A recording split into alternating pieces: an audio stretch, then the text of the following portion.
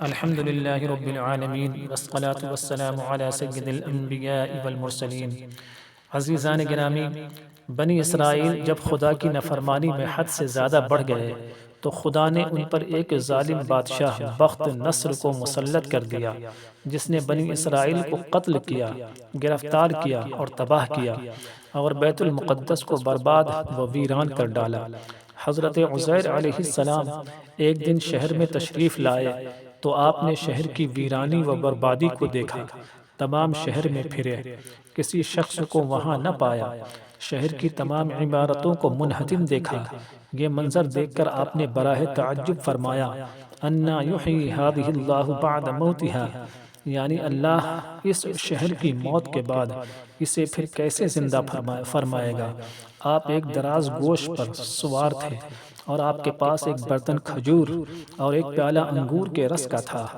آپ نے اپنے دراز گوش کو ایک درخت سے باندھا اور اس درخت کے نیچے آپ سو گئے۔ جب سو گئے تو خدا نے اسی حالت میں آپ کی روح قبض کر لی اور گدھا بھی مر گیا۔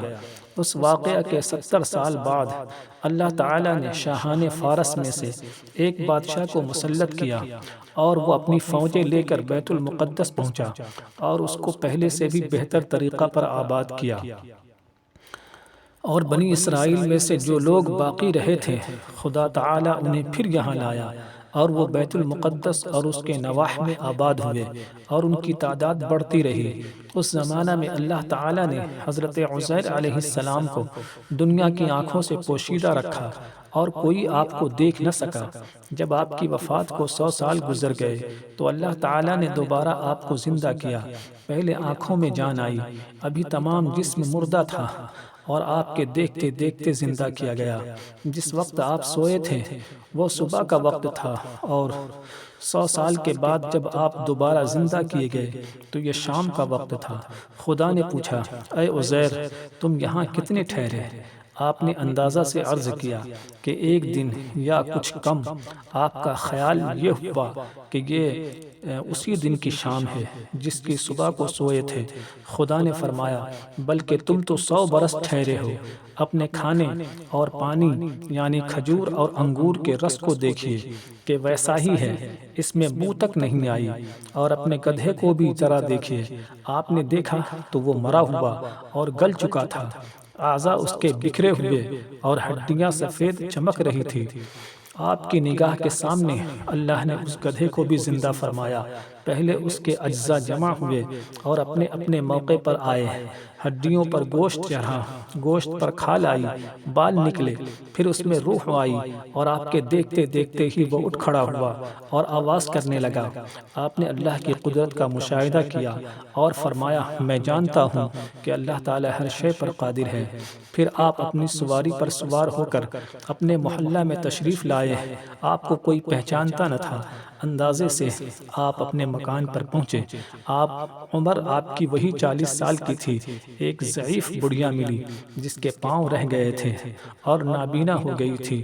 وہ آپ کے گھر کی باندی تھی اور اس نے آپ کو دیکھا تھا۔ آپ نے اس سے پوچھا کہ یہ عزیر کا مکان ہے؟ اس نے کہا، ہاں، مگر عزیر کو گم ہوئے 100 برس گزر گئے۔ یہ کہہ کر خوب روئی۔ آپ نے فرمایا، اللہ تعالیٰ نے مجھے 100 برس مردہ رکھا، پھر زندہ کیا۔ بڑھیا بولی، عزیر علیہ السلام مستجاب الدعوات تھے، جو دعا کرتے قبول ہو جایا کرتی تھی۔ آپ اگر عزیر ہیں تو دعا کیجئے کہ میں بینا ہو جاؤں تاکہ میں اپنی آنکھوں سے آپ کو دیکھوں۔ آپ نے دعا کی تو وہ بینا ہو گئی۔ پھر آپ نے اس کا ہاتھ پکڑ کر فرمایا، خدا کے حکم سے اٹھ۔ یہ فرماتے ہی اس کے مرے ہوئے پاؤں بھی درست ہو گئے۔ اس نے آپ کو دیکھ کر پہچانا اور کہا، میں گواہی دیتی ہوں کہ آپ بے شک عزیر ہی ہیں۔ پھر وہ آپ کو محلے میں لے گئی۔ وہاں ایک مجلس میں آپ کے فرزند تھے جن کی عمر 118 سال کی ہو چکی تھی، اور آپ کے پوتے بھی تھے جو بوڑھے ہو چکے تھے۔ بڑھیا نے مجلس میں پکارا، یہ حضرت عزیر تشریف لائے ہیں۔ اہل مجلس نے اس بات کو جھٹلایا۔ اس نے کہا، مجھے دیکھو، میں آپ کی دعا سے بالکل تندرست اور بینا ہو گئی ہوں۔ لوگ اٹھے اور آپ کے پاس آئے۔ آپ کے فرزند نے کہا، میرے والد صاحب کے شانوں کے درمیان سیاہ بالوں کا ایک ہلال تھا، جسم مبارک کھول کر دیکھا گیا تو وہ موجود تھا۔